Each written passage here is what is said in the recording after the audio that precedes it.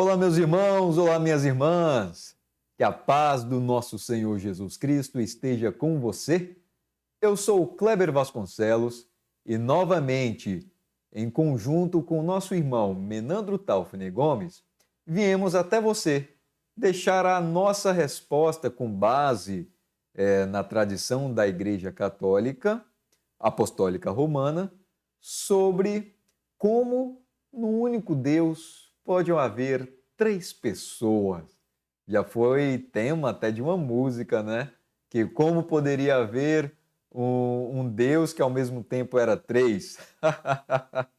Então vamos lá. Eu peço que você venha ficar conosco e também deixar a sua participação e dizer o que você achou desse tema. Então vamos lá. Como pode Deus, na pessoa do Pai Criador, ser ao mesmo tempo a pessoa do Filho, haja vista que os filhos descendem do Pai? E com estes não podem ser confundidos, pois do contrário, não haveria nem Pai, nem Filho. Sendo Deus Criador, o único Deus, parece que não pode haver uma trindade divina no Pai, no Filho e no Espírito Santo. Pois o que é único se opõe ao que é duplo ou triplo. No mais, se o Filho procede do Pai e o Espírito Santo procede tanto do Pai quanto do Filho, somente o Pai é eterno. Pois o que procede de outro só existe depois daquele de quem procedeu, não sendo, portanto, eternos nem Filho e nem o Espírito Santo. E não sendo eternos, não são pessoas divinas, vês que um dos atributos da divindade é a eternidade. Mas, em contrário, é dito que no princípio era Deus, quem criou todas as coisas, conforme Gênesis. Todavia, meu irmão e minha irmã, o Deus Criador, que é único, não estava só, pois no ato da criação, quando ainda edificava todas as coisas, e a terra era sem forma e vazia, o seu Espírito pairava sobre as águas. Mas também, o Deus Criador e o seu Espírito não estavam sós, porque no princípio era o Verbo, e o Verbo era Deus, e o Verbo estava em Deus, conforme São João. E ainda, conforme São João, tudo foi feito por ele, e sem ele nada teria sido feito. Ou seja, meu irmão, o ser em Deus Criador é pessoal, pois a divindade existe unida à pessoa, sendo próprio de todo ser pessoal interagir de maneira racional e relacional, não só com tudo ao seu redor, mas particularmente consigo mesmo. Deus é a personificação da pura inteligência invisível, e tudo criou pela inteligência de sua palavra, pois nele não há corpo, nem forma, e em razão disso, um dos seus nomes é sabedoria. A sabedoria, sendo onisciente, conhece plenamente todas as coisas, assim como se conhece. Logo, a relação pessoal que Deus tem consigo mesmo está na consciência do que ele é, quanto então o seu pensamento racional a respeito de si mesmo projeta dele uma imagem. Então, temos no Filho a imagem que Deus faz de si próprio, de como ele é, e por isso só o Filho é a imagem do Pai. E como Deus se vê intelectualmente, razão por quê? Ser a imagem do Pai é próprio do Filho. E por isso ainda, temos na pessoa do Filho a imagem de Deus invisível, conforme os livros aos Colossenses, e tornando visível pela encarnação do Verbo, pois, como disse o Filho, quem vê a mim, vê ao Pai, porque eu e o Pai somos um. Ao contrário da imagem imperfeita nos seres finitos, que é apenas um reflexo abstrato do seu modelo concreto, sendo Deus perfeito e realizando tudo na perfeição, a imagem que ele projeta de si próprio é tão autêntica, é tão sublime, primorosa e fiel a ele que nada lhe falta, tendo essa imagem idêntica personalidade, poder, vontade, pensamento, atitude, virtude e glória e divindade. Pois só uma pessoa divina pode ser a imagem idêntica de outra pessoa divina. E como disse Santo Hilário, em Deus, a imagem é a espécie perfeita que não difere do seu exemplo. Pela imagem do Filho, o Pai interage consigo mesmo e com o universo de toda a sua criação, pois Deus só interage em igualdade consigo mesmo. A quem poderíamos comparar Deus e que imagem deles poderíamos oferecer? Conforme Isaías. Se toda imagem está contida e provém do seu modelo, o Filho está contido no Pai e provém da inteligência do Pai. Se só o Pai vê a imagem perfeita de si mesmo no Filho, é certo que ele ama ao que vê, porque a perfeição e beleza do Pai está no Filho e ele se reconhece nela. Assim, meu irmão e minha irmã, o Pai ama o Filho porque ama a si mesmo, e é por amor que existe uma ligação profunda, eterna, plena e inseparável entre o martelo e a imagem. Todavia, o amor que enlaça pai e filho é tão perfeito ao ponto de consistir noutra pessoa na qual nada lhe falta. Não falta modelo ou da imagem, pois só sendo pessoa divina, para unir no amor outras duas pessoas divinas, concluindo o Espírito Santo, que é o amor personificado, no qual também estão contidos o pensamento, a divindade, a vontade, a atitude, o poder, a operação e propósito tanto do Pai quanto do Filho. Como disse o doutor, o Espírito Santo, enquanto amor, se chama nexo entre o Pai e o Filho. Tendo natureza racional, o amor divino não é uma força cósmica, mas uma virtude tornada pessoa.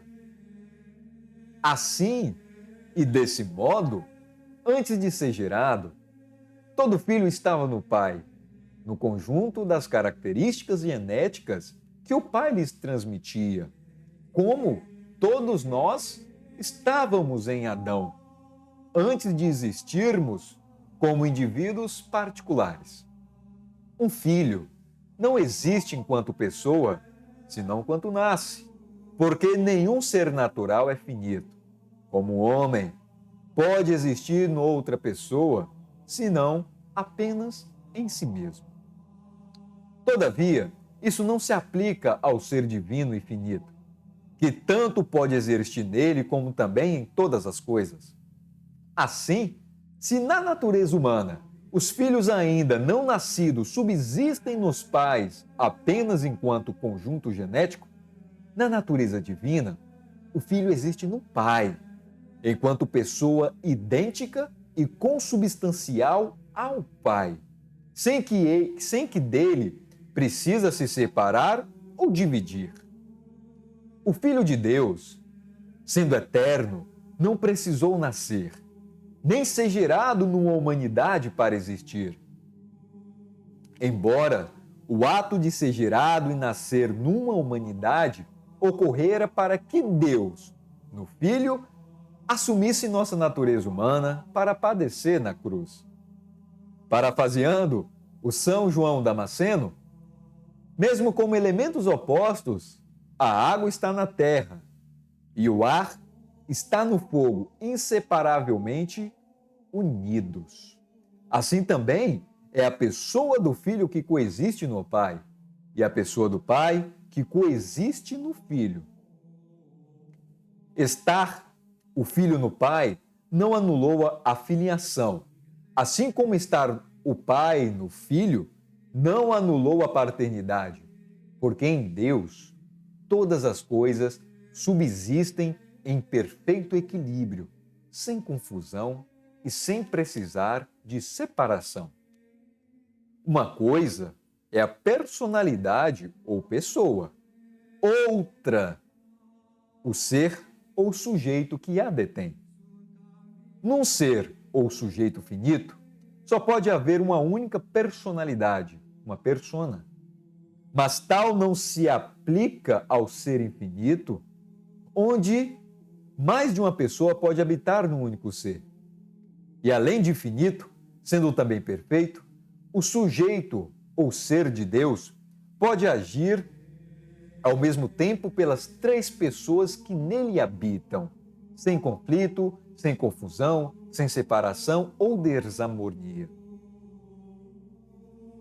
No mesmo ser divino, do qual se diz o Pai, existe uma unidade perfeita de vontade, ação e propósito como as pessoas do Filho e do Espírito Santo.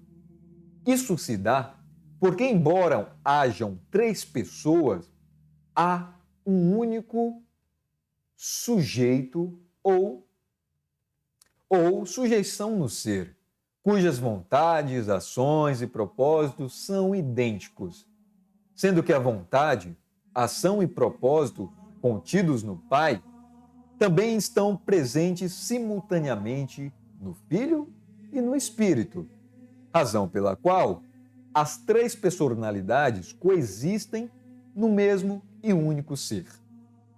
Como a mesma água pode simultaneamente ter suas partes em estado líquido, gasoso ou sólido, sem que estes estados deixem de ter a mesma substância de água, que é o H2O. É a mesma coisa, é a mesma e única divindade que está no Pai, no Filho e no Espírito, simultaneamente.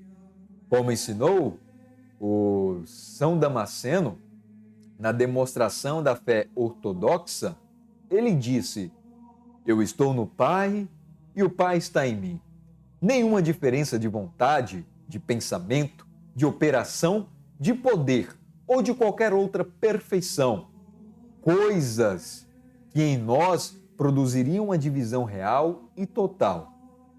E é por isso que não dizemos que o Pai, o Filho e o Espírito Santo são três deuses, mas antes afirmarmos um Deus único, a Santíssima Trindade, sendo que o Filho e o Espírito Santo se reportam à causa unida sem que estejam misturados ou confundidos, como pretendia a heresia de Sabé. Pois eles estão unidos, como dissemos, não de maneira a serem confundidos, mas de modo a estarem um no outro. Assim, o Filho é Deus no Pai e no Espírito Santo. O Espírito é Deus no Filho e no Pai. E o Pai é Deus no Filho e no Espírito Santo. Não são três seres, mas três pessoas unidas num único ser. E por isso, se a sabedoria do Deus Criador, assim como Ele é eterna, é certo que Ele tem de si uma imagem do que Ele é gerada desde a eternidade. Mas se Ele tem uma imagem de si desde a eternidade, é também certo que Ele ama essa imagem desde sempre. Razão porque a eternidade da pessoa divina do Pai está contida na eternidade do Filho, do Filho e na pessoa do Espírito Santo. Porquanto, disse Santo Agostinho, a mente e a imagem, o amor e seu conhecimento são três coisas. Estas três coisas, uma só, porque o que é perfeito é igual. Logo, o modelo conhece sua imagem, bem como a imagem e o modelo se amam desde a eternidade. Pois bem, meus irmãos, esta foi a resposta do Catecismo Descomplicado sobre a reflexão como no único Deus pode haver três pessoas. Pela exposição, ficou clara que essas três pessoas são unidas em um único ser. E você, o que achou? Deixe o seu comentário, deixe a sua participação.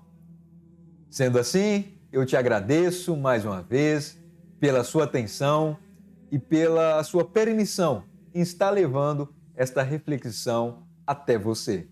E que a paz do nosso Senhor Jesus Cristo estejam contigo ou estejam convosco. Meus irmãos, fiquem com Deus e até mais. Tchau, tchau!